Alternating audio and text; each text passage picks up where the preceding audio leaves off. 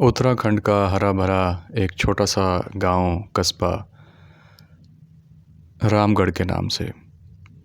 रामगढ़ यहाँ पे एक शख्स रहते हैं प्रेम जी के नाम से।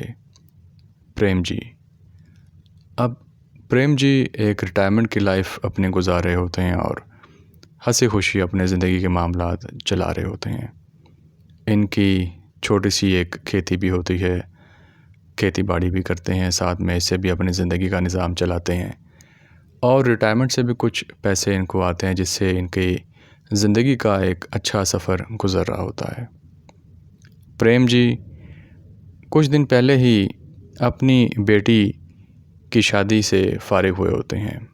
जो बेटी की ज़िम्मेदारी होती है ये इनके सर पे होती है और काफ़ी अरसे से एक अच्छे रिश्ते के लिए ये काम कर रहे होते हैं और साल सवा साल पहले ही इनको एक अच्छा रिश्ता मिलता है।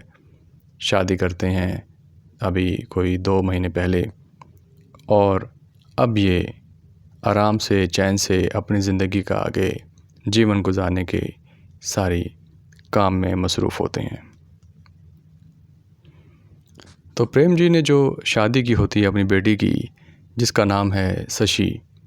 शशि की शादी इन्होंने की अपने कुछ ही दूर रामगढ़ से बहुत मशहूर इलाका है सुंदरखाल के नाम से। सुंदरखाल ये नाम सुनते ही हम सब जो है वो एकदम चौंक जाते हैं और क्योंकि हम सब को मालूम है कि ये इलाका कितना जो है वो ऑक्यूपाइड है वाइल्ड लाइफ से, ख़ास तौर पे टाइगर्स के साथ, बाघ के साथ। उत्तराखंड को जो जानते हैं वो साथ में सुंदरखाल को भी ज़रूर जानते हैं। सुंदरखाल गांव अगर हम देखें तो बहुत ही खूबसूरत, बादलों में हरा भरा घिरा हुआ गांव और इसके आसपास के जो वाइल्ड लाइफ है वो भी इसको बहुत प्रोमिनेंट कर देती है, क्योंकि हमेशा से ही सुंदरखाल पहले से अब तक जो है वो टाइगर्स की गुज़रगाह रहा है, एक कॉरिडोर रहा है। इसलिए यहाँ पे जो है वो टाइगर्स का जो कन्फ्लिक्ट है बहुत ज़्यादा होता है। ये हम सब सुंदरखाल के बारे में जानते ही हैं। अब प्रेम जी सवा महीने 2 महीने से इजी होते हैं कि चलो बेटी की रुखसती कर दी, अब सारे मामला ठीक चल रहे हैं। तो इनकी और कोई औलाद होती नहीं है, एक बेटी होती है और इनकी जो पत्नी होती है उसकी जो है वो डेथ हो चुकी होती है कुछ अरसा पहले ही बेटी की शादी से। अब ये अकेले एक लाइफ यहाँ पे गुजार रहे होते हैं। जीवन में सब कुछ ठीक तो होता है लेकिन कहीं ना कहीं अगर आपका जीवन साथी ना हो तो आपके बच्चों को आपकी परवाह ज़्यादा होती है। और इसी तरह जो शशि है उसको भी अपने पिता की बहुत परवाह थी, फ़िक्र थी कि अब वो अकेले रह गए हैं पीछे, तो उनकी देखभाल करने में कोई और मौजूद नहीं है। तो वो अक्सर ये कहती है कि आप बेशक जो है वो मेरे पास इधर सुंदरखाल में ही शिफ्ट हो जाएं। लेकिन प्रेम जी ने हमेशा से अपनी सारी ज़िंदगी अपने इलाके रामगढ़ में ही गुजारी होती है, तो वो कहते हैं कि नहीं, ऐसा तो नहीं हो सकता कि मैं तुम्हारे पास आ जाऊं। अलबत्ता ये है कि चलो कभी चक्कर ज़रूर लगा लूँगा। तो शशि अब वहाँ जब ब्याह के जाती है तो काफ़ी ज़ोर दे रही होती है कि अब आप कुछ अरसे के लिए मेरे पास यहाँ पे आ जाएं, कुछ ऐसा गुजार लें, उसके बाद फिर आप वापस चले जाइएगा, वापस जाके कुछ अरसा वहाँ रह लीजिएगा रामगढ़ में और फिर मेरे पास यहाँ पे सुंदरखाल दोबारा आ जाइएगा। तो जो शशि का जो पति होता है वो भी एक अच्छा इंसान होता है और वो भी फ़िक्रमंद होता है अपने ससुर के लिए, प्रेम जी के लिए। वो भी साथ साथ फोर्स करता है उनको कि आप हमारे साथ ही आके रहिए, कुछ अर्सा हमारे पास बेशक रह लीजिए लेकिन चक्कर तो एक ज़रूर लगाइए आप। तो प्रेम जी अब राज़ी हो जाते हैं। जब दामाद साहब थोड़ा ज़ोर देते हैं तो राज़ी हो जाते हैं कि चलो ठीक है, मैं अब तुम्हारे पास एक वहाँ पे विज़िट के लिए आता हूँ, कुछ दिन तुम्हारे साथ रहूँगा, तुम लोग का भी दिल बहल जाएगा, मेरा भी दिल बहल जाएगा, कुछ उठेंगे बैठेंगे साथ गपशप लगाएंगे तो एक अच्छा माहौल बन जाएगा। अब प्रेम जी अपनी तैयारी मुकम्मल करके अपना सामान जो है वो पैक करके चल पड़ते हैं सुंदरखाल की तरफ। और सुंदरखाल जो कि इनके गांव से लगभग 2.5-3 किलोमीटर की दूरी पे होता है, तो अपना सफ़र मुकम्मल करके ये बस से उतर जाते हैं सुंदरखाल के बस अड्डे पे। अब वहाँ पे उतरने के बाद इनको लेने के लिए मौजूद होता है वहाँ पे इनका दामाद, इनकी बेटी का शौहर, और इनको वेलकम कहता है, अच्छे से इनका स्वागत करता है और बाइक पे बिठा के इनको अंदर गांव में अपने घर तक ले जाता है।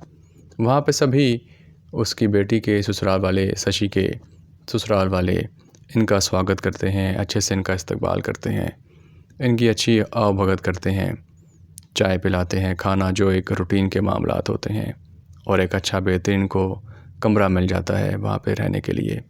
और वहाँ पे ये बैठ के अपने बच्चों के साथ, सबके साथ एक अच्छी गपशप में, बातचीत में मसरूफ़ हो जाते हैं। ये प्लान तो यही करते हैं कि मैं तकरीबन 1 हफ़्ता वहाँ पे रह के आऊँगा, लेकिन इनकी बेटी और इनके जो दामाद होते हैं वो पहले ही कह देते हैं कि आप कम से कम हमारे पास 1 महीना रह के जाएँ और वापस अपना रामगढ़ जाके 1 महीना वहाँ रह लीजिएगा। इस तरह से आप अपना रूटीन बना लें। तो जो प्रेम जी होते हैं ये भी कहते हैं कि चलो देखते हैं, यहाँ पे दिल तो लग गया है। सुंदर खाल वाकई बहुत सुंदर है, यहाँ की नज़ारा, यहाँ के बादल, यहाँ पे जो फॉग पड़ती है, इसमें कोई शक नहीं कि सुंदर खाल वाकई बहुत सुंदर है। यहाँ प्रेम जी को भी एक अच्छा मज़ा आना शुरू होता है। यहाँ पे वो सुबह एक रूटीन बनाई होती है कि सुबह उठ के वो जो शशि के ससुर होते हैं उनके साथ उनके ढाबे तक जाते हैं। वहाँ पे थोड़ी चहलकदमी होती है। इनका ढाबा होता है, जो शशि के ससुर होते हैं, इनका ढाबा उधर बस अड्डे के पास मेन रोड पे ही होता है, छोटा सा, जहाँ पे वो अपनी एक्टिविटी करते हैं, रोज़गार कमाते हैं। तो जो प्रेम जी होते हैं उनकी सुबह यही एक बन जाती है कि वो सुबह वॉक करते हुए, सुबह की ताज़ी हवा खाते हुए ढाबे तक जाते हैं। वहाँ पे उनका ढाबा ओपन करवा के कुछ वहाँ पे लोग साथ बातचीत करके, वहाँ पे भी लोग साथ सलाम दुआ और बातचीत बन जाती है, और इस तरह से एक रूटीन बन जाती है। अब रूटीन ये होती है कि ये वापसी करते हैं दोपहर में, और दोपहर में आके खाना खाते हैं, फिर अपने बच्चों के साथ, घर वालों के साथ कुछ बातचीत करके टाइम गुजारते हैं। शाम में सुंदरखाल में और इसके आसपास लोगों की रूटीन कुछ ये होती है कि लोग एहतियात ही करते हैं कि वहाँ हमें मालूम है कि जैसे शाम में तो ख़तरा वो ज़्यादा होता है, दिन में भी जंगली जानवरों का, बाघ का, टाइगर्स का ज़्यादा ख़तरा होता है।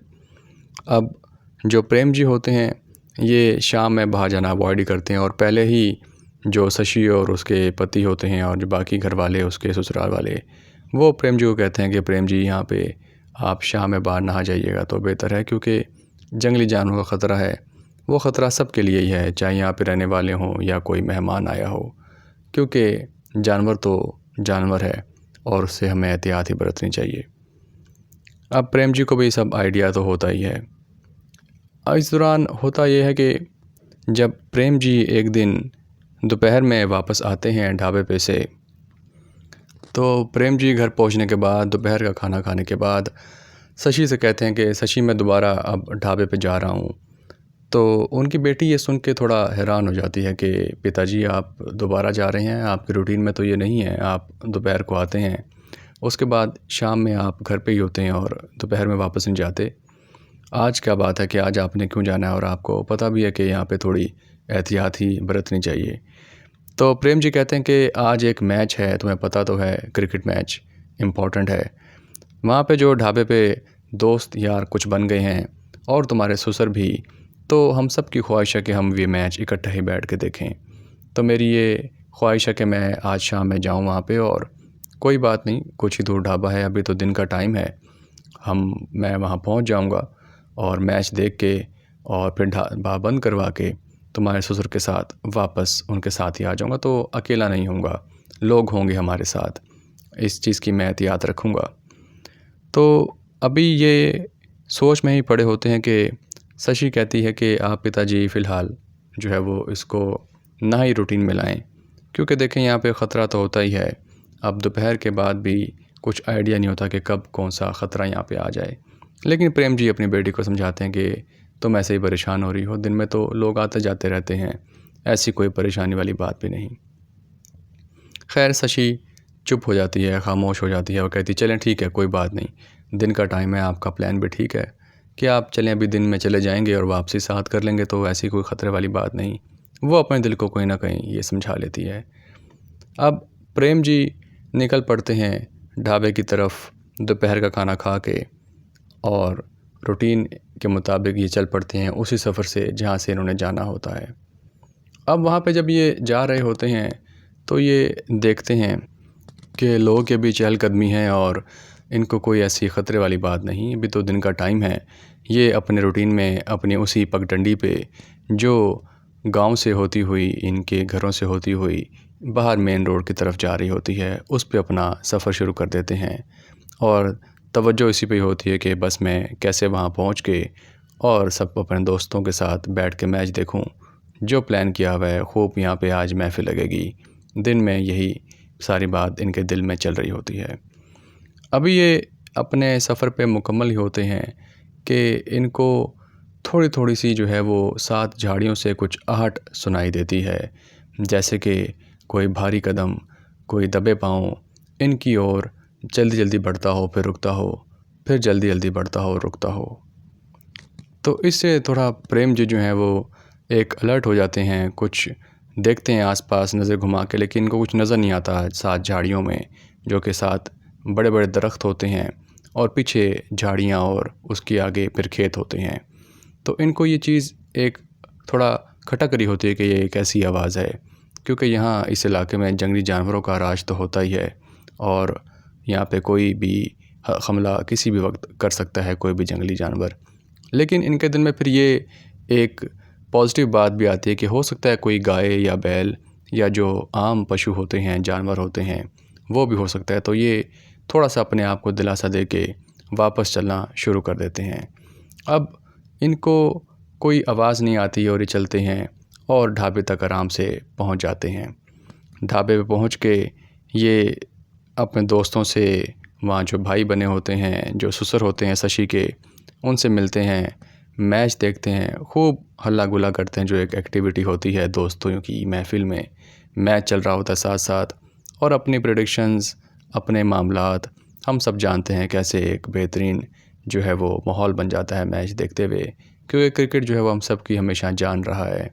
और दोस्तों की महफ़िल में तो फिर क्रिकेट जो है वो एक अलग ही रंग डाल देती है।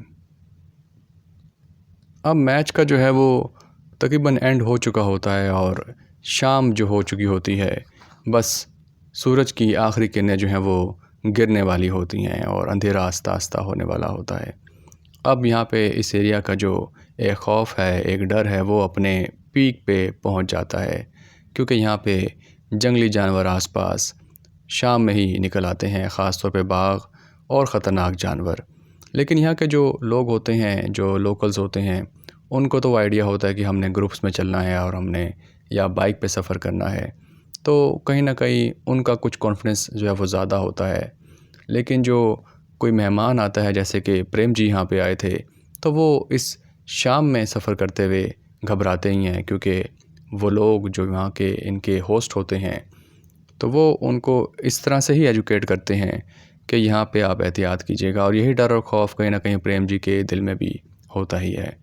तो प्रेम जी को आइडिया होता है कि अब हमने वापसी साथ ही करनी है, लेकिन कोई ऐसी घटना ना हो कि जिससे कोई परेशानी हमारे लिए बन सके, तो मैंने इन सब के साथ ही वापस जाना है और हम लोग उम्मीद है कि खैरियत से वापस पहुँचें। कहीं ना कहीं उनके दिल में कोई खौफ जन्म ले रहा होता है कि अभी तक उन्होंने इस जगह पे आके, सुंदर खाल में आके, वापसी या आने का सफ़र या बाहर अभी तक वो मगरिब के बाद या शाम के बाद नहीं निकले होते। तो उनके दिल में अब ये फ़र्स्ट टाइम यहाँ पे सफ़र करने के लिए थोड़ी मुश्किल होती है। अब मैच ख़त्म होने पे जो इनका दोस्तों में से दो दोस्त होते हैं, वो कहते हैं ठीक है भाई, अब हम चलते हैं, तो अब तुम लोग भी आस्ता आस्ता अपने घरों को निकलो ताकि टाइम से घर वापस पहुँचो। तो जो शशि के ससुर होते हैं, जिनका ढाबा होता है, वो कहते हैं हाँ बस मैं भी ढाबा बंद कर रहा हूँ, तो साथ ही चलते हैं, बस 15-20 मिनट ठहर जाओ। लेकिन वो उनके जो दो दोस्त होते हैं जो उनके घर के पास ही रहते हैं, वो कहते हैं नहीं, हम अब चलते हैं, तुम जो है वो मोटरसाइकिल पे बेशक आ जाओ पीछे पीछे, अब हम टाइम से निकलते हैं, हमें कुछ अपना अपना काम भी है।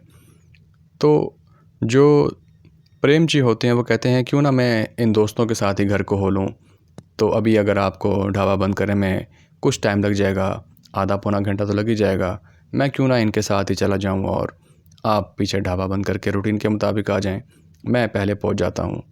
तो शशि के जो ससुर होते हैं वो कहते हैं हाँ ठीक है, जैसा आपको मुनासिब लगे, आपके साथ ये 2 लोग जा रहे हैं, आप चले जाएं, कोई ख़तरे वाली बात नहीं, क्योंकि इकट्ठे जाने में तो कोई ऐसी प्रॉब्लम होती नहीं है। अब ये 3 लोग, वो 2 दोस्त और जो प्रेम जी होते हैं, निकल पड़ते हैं ढाबे से वापसी की तरफ, जो इनका गांव होता है अंदर, सड़क से अंदर जाके। ये अब आस्ता आस्ता जब सफ़र अपना शुरू करते हैं, उसी पगडंडी पे एक साइड पे खेत होते हैं, एक साइड पे झाड़ियाँ और दरख्त होते हैं, उन दरख्तों के पीछे भी खेत ही होते हैं। तो ये चलते हुए सफ़र अपना मुकम्मल कर रहे होते हैं, वही अपनी खुशगपियाँ लगा रहे होते हैं, बातें कर रहे होते हैं कि मैच में देखा ऐसा हुआ, मैच में देखा वैसा हुआ, हाँ मैंने कहा था ना वैसा ही होगा और ऐसा ही हुआ, अपनी रूटीन के मुताबिक। तो इनको, प्रेम जी को फिर से वही आवाज़ सुनाई देती है, वही आवाज़ आती है दबे पाँव की। एकदम से भारी कदम चलते हैं, रुक जाते हैं, एकदम से भारी कदम रुकते हैं और फिर रुक जाते हैं। तो ये फिर से थोड़ा घबरा जाते हैं और परेशान होते हैं और उन दोस्तों को कहते हैं कि देखो कि ये आवाज़ मुझे आते हुए भी सुनाई दी थी, ये एक पता नहीं किस चीज़ की आवाज़ है। उनके दोस्त जब इस आवाज़ को सुनते हैं तो उनके चेहरे के कुछ रंग उड़ जाते हैं और वो कहते हैं कि ये तो आवाज़ नॉर्मल रूटीन तो नहीं है, तो उस वक्त पे तुमने क्या किया जब तुम्हें आते हुए आवाज़ आ रही थी? प्रेम जी कहते हैं कि कुछ नहीं, कुछ ख़ास नहीं, मैं तो थोड़ी देर रुका और बस ढाबा करीब था तो मैं वापस इधर आ गया ढाबे के ऊपर, क्यों, ऐसी भी क्या बात हुई? तो वो दोनों दोस्त कहते हैं ये जो भारी कदमों की आवाज़ है, ये आम आवाज़ नहीं है, ये लाज़मी किसी ख़तरनाक जंगली जानवर की है, जैसे बाघ। जब ये दोस्त कहते हैं, बाघ का नाम लेते हैं, तो प्रेम जी के तो होश उड़ जाते हैं और दोस्तों के तो होश उड़े हुए ही होते हैं। अब ये इस वक्त सेंटर में होते हैं ना, ये वापस ढाबे पे जा सकते हैं और घर जल्दी पहुंचने के लिए भी इनको आधा रास्ता तय करना होता है। इनको ये कंफर्म तो होता है दोस्तों को, इनके जो दोस्त होते हैं प्रेम जी के ख़तरा हमारे आसपास है और ये किसी वक्त हम पे हमला कर देगा, क्योंकि जब प्रेम जी जा रहे थे उस वक्त तो दिन का टाइम था, ये भांप रहा था इनको, इनका स्टॉक कर रहा था, इनका पीछा कर रहा था, लेकिन उस वक्त जो है वो मौका नहीं मिल पाया इसको। अब रात का समय है और रात का समय में ये राजा होता है और ये अब कुछ ना कुछ हमला करके ही रहेगा।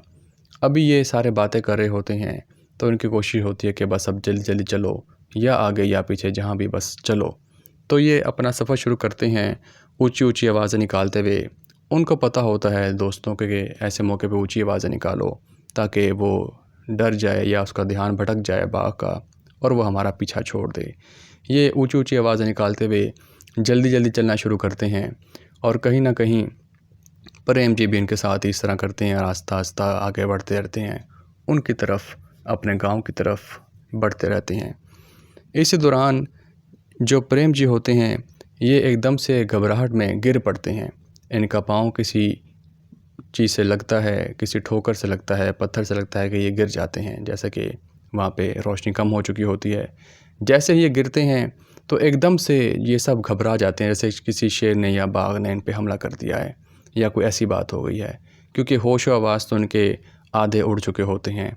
ये पीछे मुड़ के देखते ही नहीं कि हुआ क्या है, और ये जैसे ही प्रेम जी गिरते हैं तो वो बाघ जो इनको स्टॉक कर रहा होता है, जो इनके पीछे पीछे चल रहा होता है, उसको मौका मिलता है और वो फ़ौरन इनके ऊपर हमला करता है और इनको पकड़ के जो है वो झाड़ियों में खेतों की ओर भाग जाता है। वो दोनों दोस्त ये नज़ारा जब पीछे मुड़ के देखते हैं तो उनके भी हवास खो बैठते हैं। वो दोनों शोर मचाते हुए बाघ बाघ और फ़ौरन भागते हैं गांव की ओर, क्योंकि अब गांव जो है थोड़ा करीब होता है। वहाँ पहुँच के फ़ौरन शशि को और उसके घर में उसके शौहर को ये बताते हैं कि इस तरह से बाघ जो है वो प्रेम जी को उठा के ले गया है। ये सुन के शशि के तो होश उड़ जाते हैं और वो बेहोश हो जाती है। उसके शौहर को भी समझ नहीं आती कि अब क्या करें, ये हादसा कैसे एकदम हो गया। वो सारा हादसा बताते हैं दोनों दोस्त कि इस तरह से हम आ रहे थे और बीच रास्ते में हमें एक टाइगर जो है वो स्टॉक कर रहा था, पीछा कर रहा था, घात लगाए। एकदम से प्रेम जी गिरे और वो उनको उठा के ले गया। अब फ़ौरन जो है वो उनका जो शशि का शौहर होता है वो कॉल करता है अपने पिता को और उनको बताता है कि आप कहाँ हैं। वो कहता है मैं बस दुकान बंद करके अपनी आ ही रहा हूँ। वो सारा किस्सा उसको बताते हैं। सब गांव वाले इकट्ठे हो जाते हैं, जमा होते हैं मशाल लेके, जो जो उनके पास लाठी सोटा होता है वो लेके जमा होते हैं उसी पॉइंट पे आके जहाँ पे ये इंसिडेंट होता है।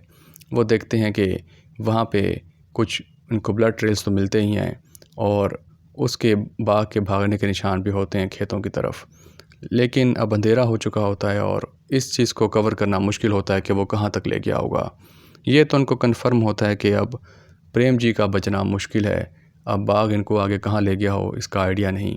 फ़ौरन रिपोर्ट किया जाता है ये फॉरेस्ट डिपार्टमेंट को। फॉरेस्ट डिपार्टमेंट आके इंसिडेंट को चेक करती है, लेकिन अंधेरा होने की वजह से अभी इसको आगे प्रोसीड नहीं कर पाते, क्योंकि आगे जो है वो घने जंगल भी होते हैं। सुबह ये कार्रवाई की जाती है, तब तक के लिए पूरे गांव वाले और शशि और सब के हालत बुरी होती है, क्योंकि प्रेम जी इतने से इनके पास एक मेहमान के तौर पे रह रहे थे और अब उनके घर का फ़र्द बन गए थे, क्योंकि वो सब एक दूसरे को जानते थे। सब इस दुख में होते हैं और अफसोस कर रहे होते हैं कि काश ये वाक़या ना होता, या काश ये हम आज का मैच का प्लान ना करते। सुबह फॉरेस्ट की टीम अपना कार्रवाई करती है और तकरीबन पौना किलोमीटर 1 किलोमीटर अंदर दूर जंगल में जाके इनको जो है वो आधे से ज़्यादा खाया हुआ प्रेम जी की बॉडी मिल जाती है। ये इनकी बॉडी रिकवर करके इसकी ऑटोप्सी करके हैंड ओवर करते हैं शशि को और उसके घर वालों को। तो दोस्तों, इस तरह से ये एक सैड इंसिडेंट जो है वो हमारा आज का कवर होता है। उम्मीद करते हैं कि आपको हमारी ये आज की स्टोरी पसंद आई होगी। हमारे साथ हमारी स्टोरीज़ के लिए इस तरह बने रहिए। आपके ताउन का, आपके प्यार का बहुत शुक्रिया। अपना ख्याल रखिएगा। Good day.